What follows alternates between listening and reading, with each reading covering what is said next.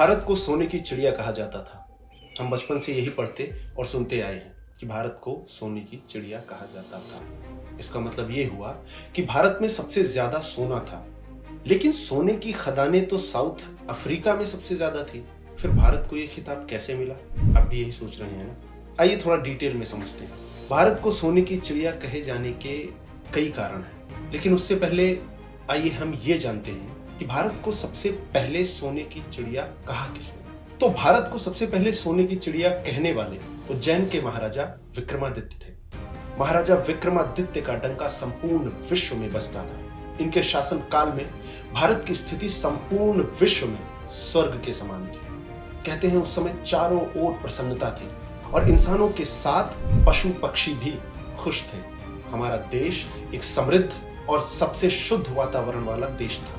महाराजा विक्रमादित्य के शासन काल को भारत का स्वर्णिम काल भी कहा जाता है और इन्हीं कारणों से दूर सुदूर से आने वाले लोगों ने भी ये माना कि भारत वास्तव में सोने की चिड़िया है।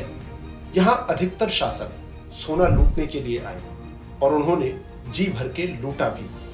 कहा जाता है कि 1739 में पर्सिया के नादिर शाह ने जब दिल्ली पर हमला किया तो उसने दिल्ली से इतना सोना लूटा कि उसके बाद 3 साल तक पारसियों ने किसी को भी टैक्स नहीं दिया। शॉकिंग है ना?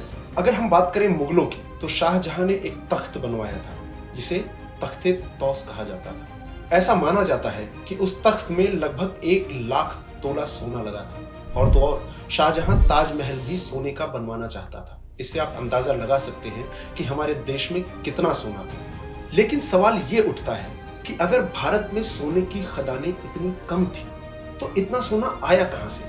है ना सोचने वाली बात। भारत हमेशा से ही विश्व भर में व्यापार करने में मुख्य भूमिका निभाता रहा है। दूर देशों से लोग यहाँ व्यापार के तौर तरीके सीखने आया करते थे और जब भी कोई बाहरी व्यक्ति भारत से कुछ आयात करता था तो उसके बदले में उनसे सोना लिया जाता था। और इस व्यापार का श्रेय जाता है हमारे देश के किसानों को, जिनकी मेहनत से मसाले, सिल्क, अनाज, कपास आदि का उत्पादन होता था और इन्हीं चीजों को बेचकर हमने इतना सारा सोना कमाया। तो हमारे देश की मिट्टी भी एक मुख्य कारण है जिसकी वजह से हमारे देश को सोने की चिड़िया कहा जाता था। भारत के सोने की चिड़िया होने का एक और प्रमाण सामने आता है हमारे देश के मंदिर, जैसे सोमनाथ मंदिर। सोमनाथ मंदिर को ना जाने कितनी बार सोने के लिए लूटा गया। सदियों से लोग हमारे देश का सोना लूटते आ रहे हैं, लेकिन फिर भी सारा सोना कोई नहीं लूट पाया। आप खुद ही अंदाजा लगा सकते हैं कि कितना सोना था हमारे पास।